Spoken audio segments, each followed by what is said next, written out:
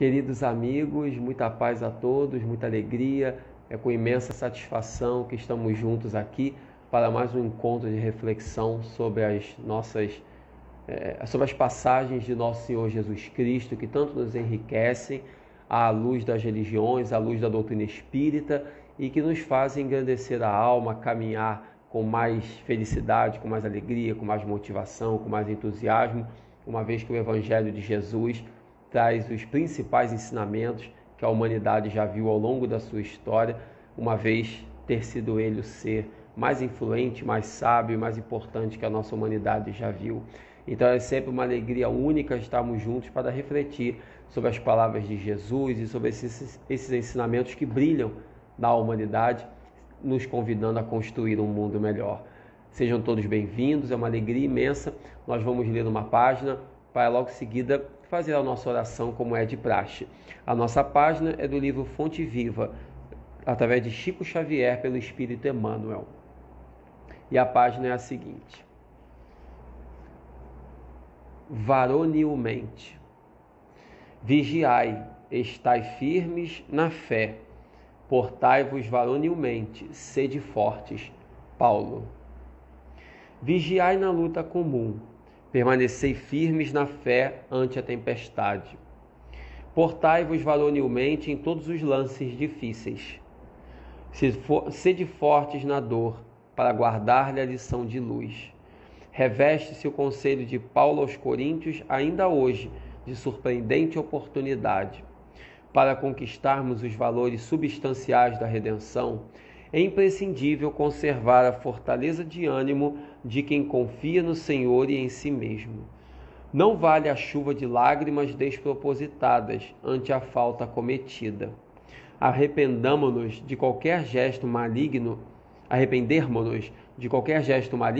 é dever, mas pranteá-lo indefinidamente é roubar tempo ao serviço de retificação. Certo, o mal deliberado é um crime. Todavia, o erro impensado é ensinamento valioso, sempre que o homem se inclina aos desígnios do Senhor. Sem resistência moral, no turbilhão de conflitos purificadores, o coração mais nobre se despedaça. Não nos cabe, portanto, repousar no serviço de elevação. É natural que venhamos a tropeçar muitas vezes. É compreensível que nos firamos frequentemente nos espinhos da senda. Lastimável, contudo, será a nossa situação toda vez que exigirmos rede macia de consolações indébitas, interrompendo a marcha para o alto. O cristão não é aprendiz de repouso falso. Discípulo de um mestre que serviu sem acepção de pessoas até a cruz, compete-lhe trabalhar na sementeira e na seara do infinito bem, vigiando, ajudando e agindo varonilmente. Emmanuel. Vamos então fazer a nossa oração. Bom e amado Mestre Jesus, aqui nos encontramos, Senhor, mais uma vez felizes para entrar em contato com o Senhor, para refletir, relembrar, fortalecer em nós os teus ensinamentos de luz. Que possamos, Mestre da vida, cada vez mais fortalecer esses valores cristãos dentro de nossas almas, para que sejamos cada vez mais cristãos na prática, vivendo e servindo essas virtudes sublimes que o Senhor nos ensinou. Que Deus nos abençoe a todos e possa estar conosco em mais um momento de encontro em teu nome. Abençoe a toda a humanidade, e especialmente os que mais sofrem, hoje, agora e sempre. Muito obrigado por tudo, Senhor, e graças a Deus. Bom, meus amigos, mais uma vez muita paz a todos e sejam todos muito bem-vindos. A nossa temática de hoje é perdoar-se, perdoar a si mesmo, que é uma reflexão sempre muito importante e que muitas vezes acaba passando despercebida no nosso dia a dia, no decorrer da nossa existência. Nós vamos então traçar algumas reflexões dentro desse contexto. Quando nós falamos sobre perdão, nós estamos nos referindo a uma das principais virtudes da humanidade que nos foi ensinada por Jesus e que é fortalecida por todas as religiões, cristãs ou não cristãs.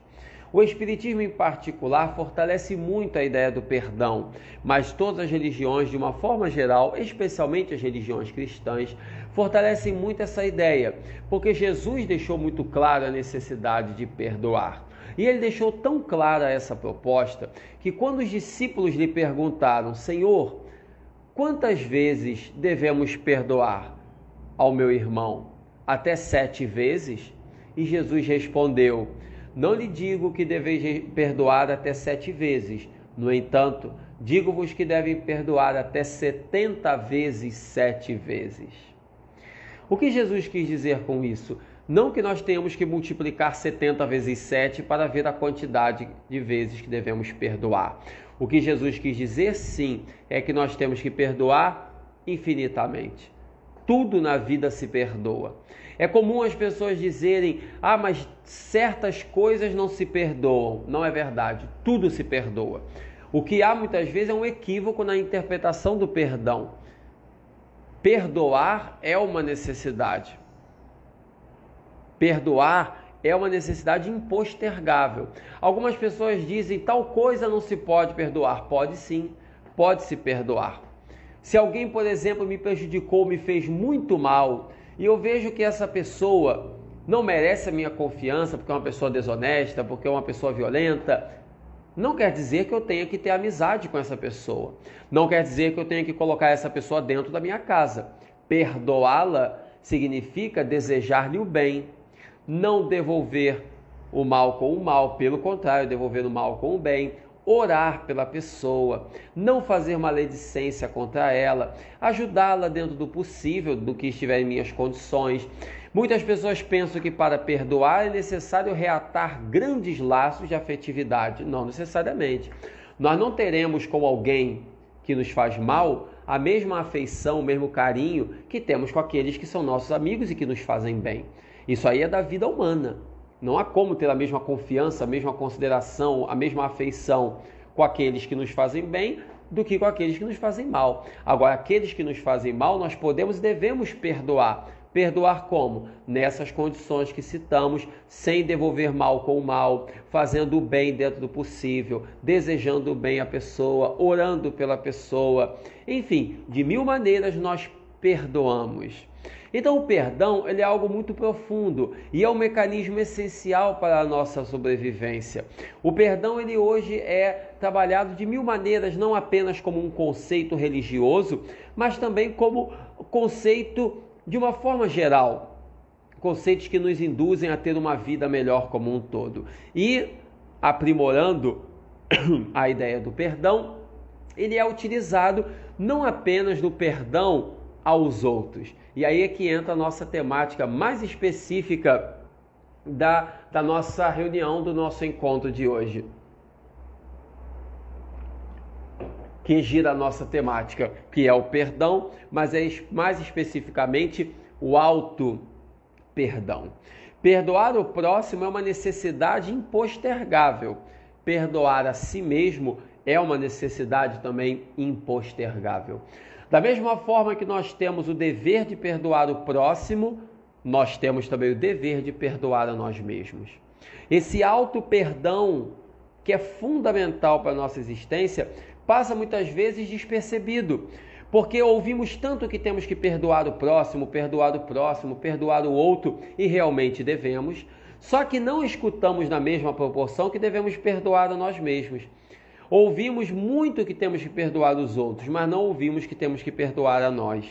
E o que acaba acontecendo com muitas pessoas, e hoje em dia é muito comum, acabamos nos transformando em carrascos de nós mesmos. Acabamos nos transformando em pessoas excessivamente rigorosas para conosco, nos culpando, criando consciência de culpa, nos cobrando excessivamente, nos martirizando por certos erros que cometemos. Ora, sermos exigentes para conosco e nos cobrarmos em algumas coisas é até saudável, é sinal de que estamos querendo melhorar. Se eu tenho um defeito qualquer, se eu tenho algum vício, se eu sou invejoso, enfim, qualquer vício físico, algum vício moral, qualquer vício, qualquer defeito que eu tenho, qualquer mau hábito a nível de comportamento, É meu dever não me acomodar com aquilo e procurar corrigir.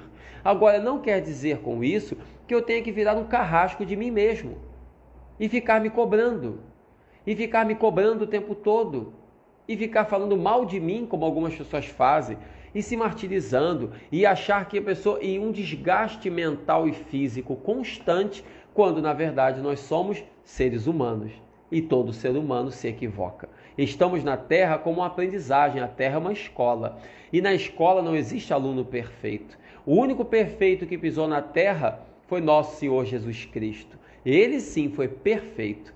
Nosso Senhor foi aquele ser mais brilhante que já pisou no mundo, nosso Senhor Jesus Cristo. Agora nós, todos os demais, cometemos erros, nos equivocamos, temos defeitos e temos que trabalhar para superar esses defeitos, mas não transformar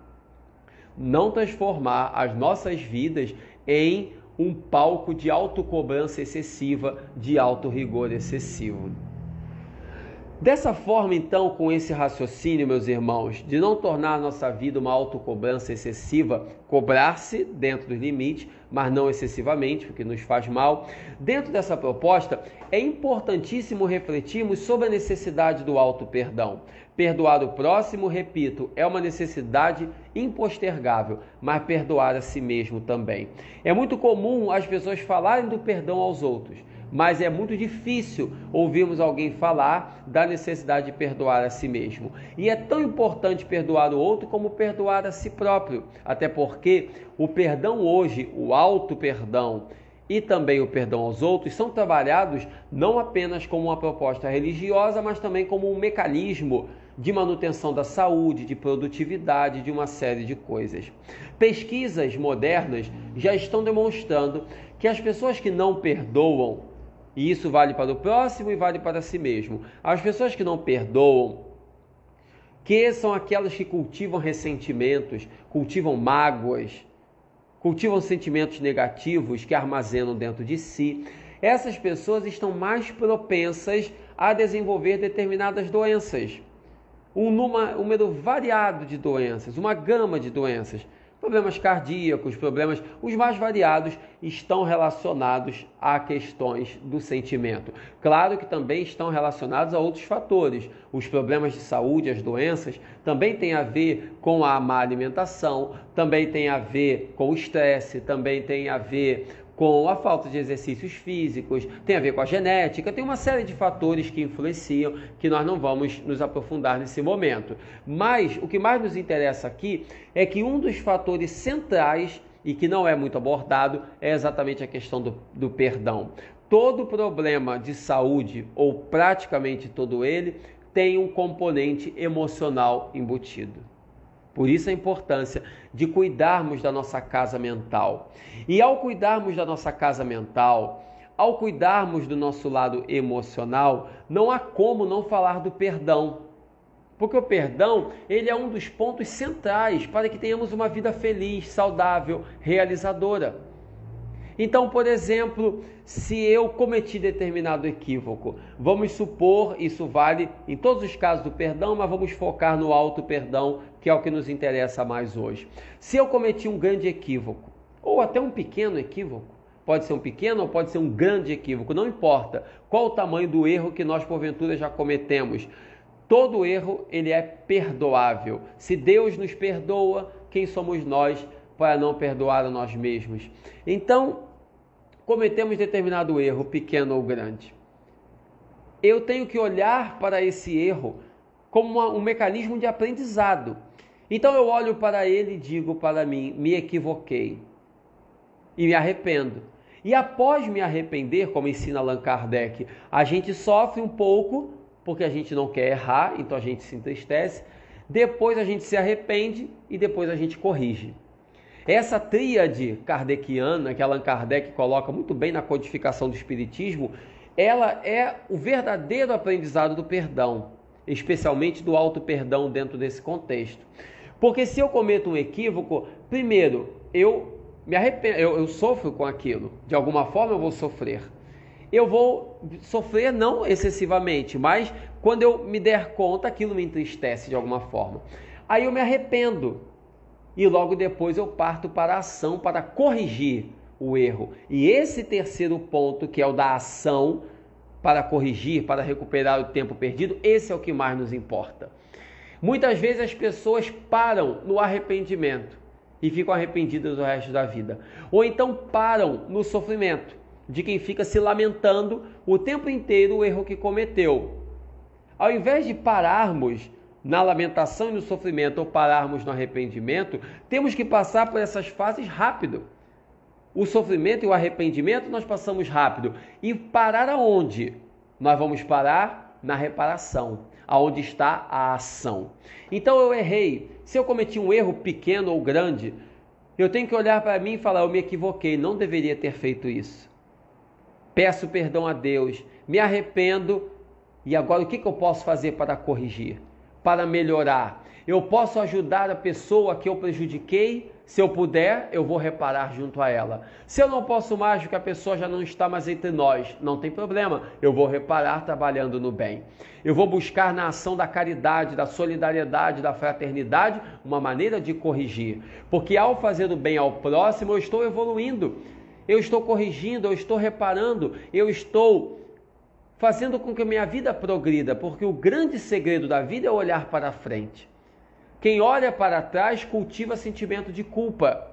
Quem olha para trás cultiva mágoa. Quem olha para trás cultiva ressentimento. E a vida não é olhar para trás, a vida é olhar para frente. E só olha para frente quem perdoa.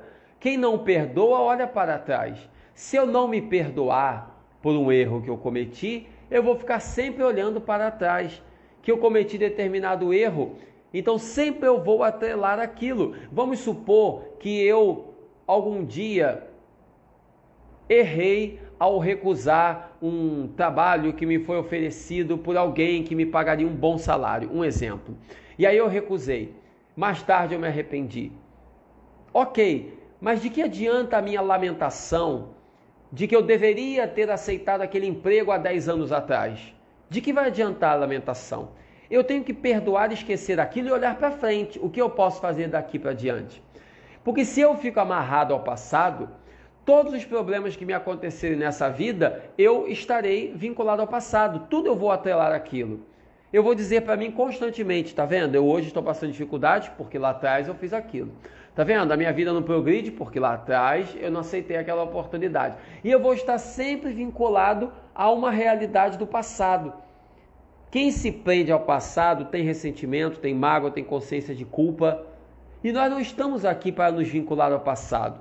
Seja qual for o erro que tenhamos cometido com o próximo ou conosco mesmo, e nessa temática de hoje a nossa reflexão é mais do auto-perdão, nós temos que procurar perdoar aquilo e nos desvincular daquela ação pelo pensamento. Podemos até não esquecer, porque esquecer é uma coisa muito cerebral. Então, como é que eu vou dizer, nunca mais eu quero lembrar de tal coisa? Não, periodicamente a memória vai trazer, mas a questão está em como nós lembramos. Eu posso lembrar daquilo como um grande aprendizado. Periodicamente me surge a lembrança, foi uma fase da minha vida, eu aprendi muito. E pronto, passou, mas em nada vai interferir no presente. Ou então eu posso lembrar daquilo constantemente, com tristeza, com lamentação e deixar aquilo interferir constantemente no meu dia a dia atual. Aí é sinal de que eu não me perdoei. Faltou o auto-perdão. Faltou dizer a mim mesmo, se eu tenho obrigação de perdoar o outro, eu tenho o direito de me perdoar. E ao mesmo tempo que eu me perdoo e elimino esse sentimento negativo, eu então olho para frente. E aí eu digo para mim o que eu posso fazer de hoje para diante. Porque esse é o grande segredo da vida, meus irmãos. Aqueles que estão me ouvindo, nunca se esqueçam disso. A vida é olhar para frente, não importa o passado. Se meu passado foi maravilhoso, foi muito correto, foi muito bondoso, palmas para mim. Se foi muito ruim, se eu tive muitos problemas, se eu fiz muita maldade, ok, é uma pena, mas já passou, não vai voltar. Então o que me resta viver é o agora. Me resta viver o hoje e planejar o meu futuro. Não me resta viver a um passado que eu não vou conseguir modificar. O grande segredo da vida é viver intensamente o momento presente. Então eu tenho que viver intensamente o agora. E vivendo o agora, planejar o meu futuro. Então o que eu posso fazer hoje de bom? E vou fazer. E daqui uma semana, daqui a alguns dias, qual vai ser as minhas atividades? E a gente vive intensamente o agora e a gente vai vivendo intensamente o futuro, porque temos um planejamento de coisas boas a se fazer. O grande segredo da vida, portanto, meus irmãos, não se esqueçam, não nos esqueçamos nunca, é exatamente isso, olhar para frente. Não nos permitamos ficar presos ao passado, olhemos para diante. E quando nós errarmos, dizer, eu errei, eu sou humano, eu tenho esse direito, vou reparar meu erro. E reparemos o erro e continuemos seguindo em frente trabalhando.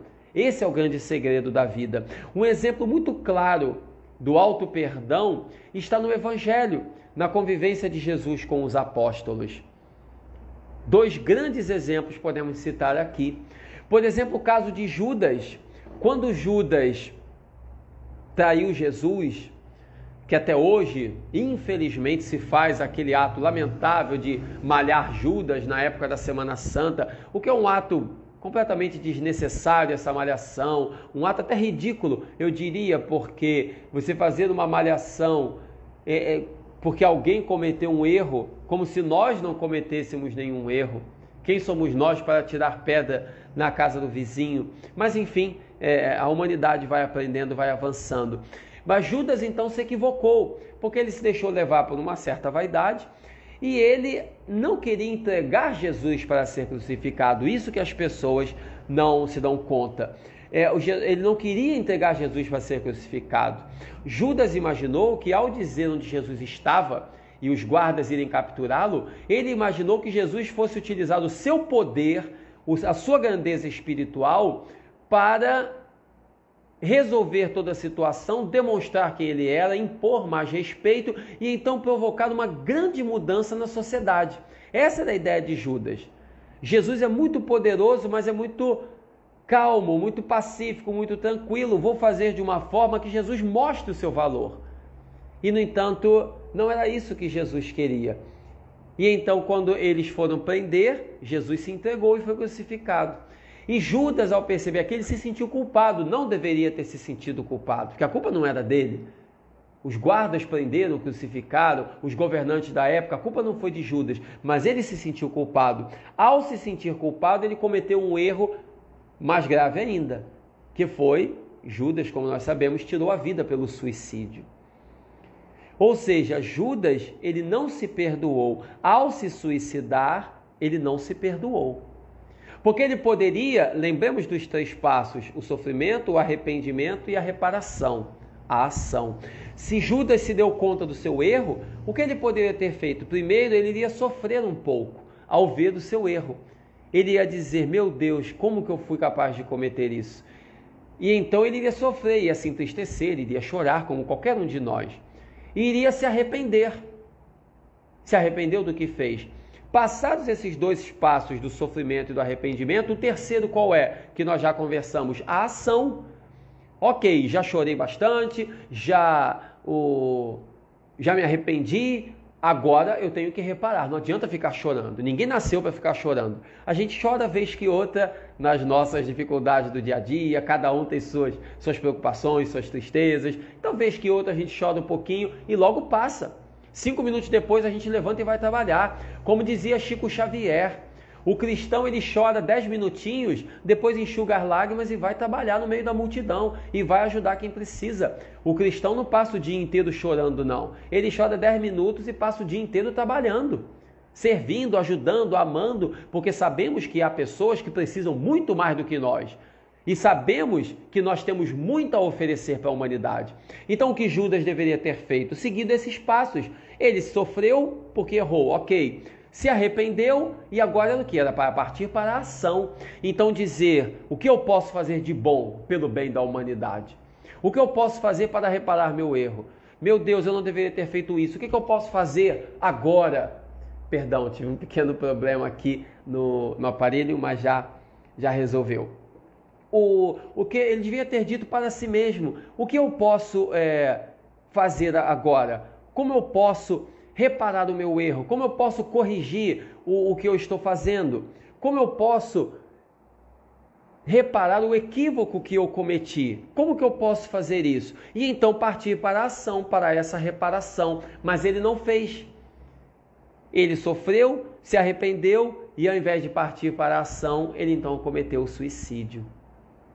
E isso, meus irmãos, é que foi o grande equívoco. Foi um equívoco pior do que ter entregue o lugar que Jesus se encontrava. Ele deveria ter pensado, vou fazer o bem, vou pregar, vou trabalhar, vou ajudar quem precisa, vou ajudar os mais pobres, mas ele não o fez. Ou seja, ele não se perdoou.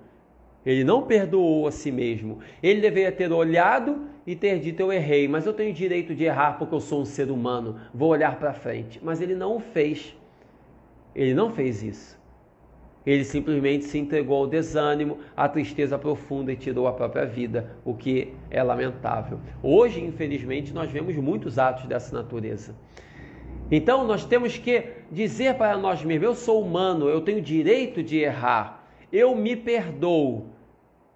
E aí partir para a ação, porque não adianta também eu me perdoar e permanecer inativo, permanecer improdutivo. Não, eu me perdoo porque eu tenho esse direito, mas agora eu parto para a ação, para poder corrigir, para produzir, para seguir em frente. Então Judas é um exemplo de quem não se perdoou. Agora nós temos um outro grande exemplo no Evangelho de quem se perdoou, que foi o nosso querido apóstolo Paulo. Apóstolo Paulo, Paulo de Tarso, ele foi um precioso exemplo. Porque Paulo de Tarso, antes de se converter a Jesus, ele era um perseguidor. Ele perseguiu os cristãos, ele agrediu alguns cristãos, ele colaborou na morte de cristãos. Ele foi um dos que deu início à perseguição ao cristianismo, até que ele viu Jesus na estrada de Damasco, e ao ver Jesus na estrada de Damasco, ele então se converteu.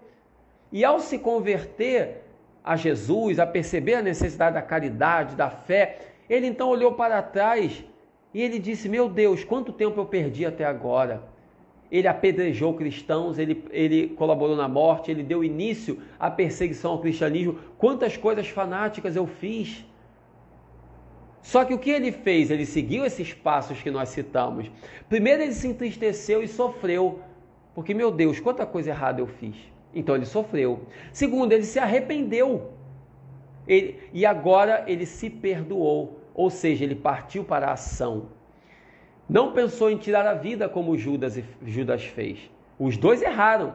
Judas por ter entregue o lugar de Jesus e Paulo pela perseguição aos cristãos. Mas Judas cometeu suicídio, lamentavelmente. Não estamos criticando, é só uma reflexão. Ele cometeu suicídio, não deveria tê-lo feito. Já Paulo, ao invés de atentar contra a própria vida, o que ele fez? Meu Deus, eu errei. Ok, mas agora eu vou partir para reparar o meu erro. Agora eu vou partir para a ação. E ele então partiu para a ação da caridade. Ao invés de se lamentar, de ficar chorando o resto da vida, o que Paulo fez? Se tornou o maior pregador do cristianismo de todos os tempos. Se tornou o maior pregador do cristianismo que o mundo já viu. Se reuniu junto com os cristãos, com Simão Pedro e com tantos outros. Começou a pregar, a falar de Jesus para quem nunca havia escutado falar dele. Começou a ajudar os mais pobres, os mais necessitados. Começou a fundar igrejas nas mais variadas regiões. E assim ele não só reparou o erro que havia cometido, como deu grandes saltos no seu progresso espiritual, na sua evolução, dando uma contribuição inestimável ao progresso da humanidade. E por que ele fez isso, meus irmãos? Porque ele se perdoou. Se ele tivesse se culpando e não se perdoasse, ele então ficaria mergulhado na mágoa, na tristeza, passaria o resto da vida chorando e não faria nada de bom a ninguém. Ele então percebeu o seu erro, se arrependeu, e pensou, agora eu vou recuperar o tempo perdido, e partiu para a ação, partiu para o trabalho no bem, partiu para a caridade. Essa é a grande senha da vida, meus irmãos. Judas não se perdoou e terminou a vida assim. Paulo se perdoou, perdoou a si mesmo e deu esse belíssimo exemplo de caridade que o mundo viu. E que nós queremos fazer como? Nós temos o dever de nos perdoar. Todas as pessoas que passaram pelo mundo, até mesmo os grandes missionários, cometeram erros, porque somos humanos, somos filhos de Deus. A diferença está em como lidamos com o erro. Errar todos erram. Como lidar com o erro é que vai dizer a nossa sabedoria. Tenhamos sabedoria para nos arrepender, mas acima de tudo, a sabedoria, meus irmãos, para olhar para frente e dizer: a vida interessa pelo que eu posso fazer de hoje em diante e não interessa pelo que eu fiz de hoje para trás. O que eu posso fazer de hoje para diante para aproveitar o máximo possível o meu tempo. E aí seremos mais saudáveis, mais motivados, mais felizes, mais caridosos, tudo mais no campo do bem. O Espiritismo, assim como todas as religiões, nos recomenda o perdão ao próximo e o perdão a si mesmo. E quando Jesus nos fala: amai-vos uns aos outros como eu vos amei, e nos recomenda a caridade, porque o Espiritismo diz que fora da caridade não há salvação, e caridade e amor ao próximo é a mesma coisa, ao nos estimular a caridade e o perdão, está nos ensinando que ao praticarmos esses princípios para conosco e para com o próximo, nós teremos uma vida plenamente feliz, plenamente realizadora, olhando para frente, acima de tudo, e pensando sempre o que eu posso fazer de bom, de hoje para diante, como fez o apóstolo Paulo, e como nos ensinou acima de tudo nosso Senhor Jesus Cristo, demonstrando-nos a grandeza do perdão ao próximo e a si mesmo, para que tenhamos uma vida cada vez mais produtiva, mais realizadora e mais feliz. Eu agradeço, meus irmãos, o carinho da atenção, da presença de todos, que tenhamos uma vida plena de perdão a si mesmo e ao próximo, para que tenhamos igualmente uma vida plenamente realizadora de caridade e de fé. Que Deus abençoe a todos, um beijo no coração e fiquemos com Deus. Muita paz.